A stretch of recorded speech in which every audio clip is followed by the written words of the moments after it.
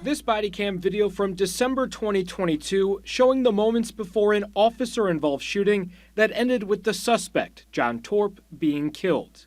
This critical incident, one of 4 recently reviewed by the Office of Accountability and Transparency, where the police watchdog group found the department's internal investigation was not thorough and complete, and they should have questioned the officer about the decision to use deadly force in the shooting. It's good that they are actually finding mistakes so that way the City of Phoenix Police Department can actually improve.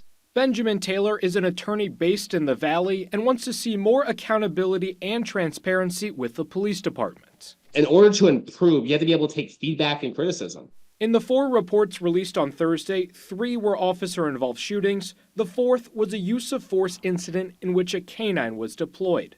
OAT doesn't investigate these cases, but monitors the internal reviews and says the department should have done a full investigation after a suspect was taken to the hospital with injuries from a police canine last summer. The principles behind OAT are good, noble, and valid.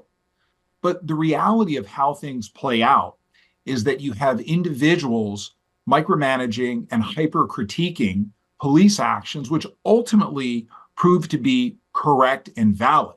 Criminal defense attorney Jason Lamb says he questions the purpose of these reports when officers have been cleared of any wrongdoing. And we can't have people hesitating in making the decisions they're trained to make because of the fear of potential Monday morning quarterback. And when people can trust their police officers, it just builds a better community as a whole.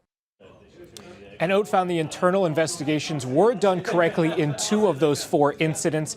Now, in the 2 reports where they had concerns, they are recommending the department fully explore an officer's use of deadly force, provide written analysis, and conduct a full-scale Professional Standards Bureau investigation. Phoenix Police has 30 days to respond to these latest reports. For now, reporting in the newsroom, Zach Perlutsky for Arizona's Family. And we'll be sure to share that update as soon as they respond. Zach, thank you. Well, tonight, Mother